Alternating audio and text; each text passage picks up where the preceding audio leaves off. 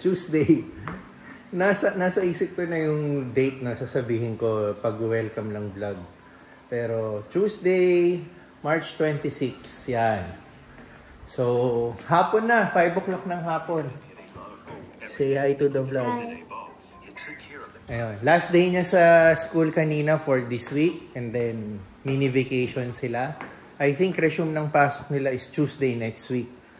So, magsasabi lang po ako na starting tomorrow, Holy Wednesday, and then Monday, Thursday, Good Friday, Black Saturday, and Easter Sunday, break muna ako sa pagva-vlog. Yun. Bakasyon naman muna ako sa pagva-vlog. Start na akong mag-record ulit ng vlog Monday. Monday or Tuesday. Bahala na rin. So, take a break muna tayo. Tapos, so, ang upload na neto is basta 1 whole week for next week. Take a break tayo. So, after 1 week, balik na tayo sa pag-upload ng mga bagong vlogs. So, yun lang po.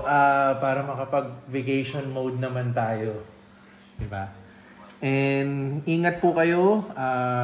Kung may biyahe po kayo itong Holy Week, which is, aabot pa naman. I-upload ko naman to bago mag-next week pala. So, kung meron po kayo, nasa bakasyon po kayo itong Holy Week, nasa bahay lang kayo or kahit nasan kayo, ingat po kayo and maging maganda yung experience natin itong darating na Holy Week, no? So, sige po.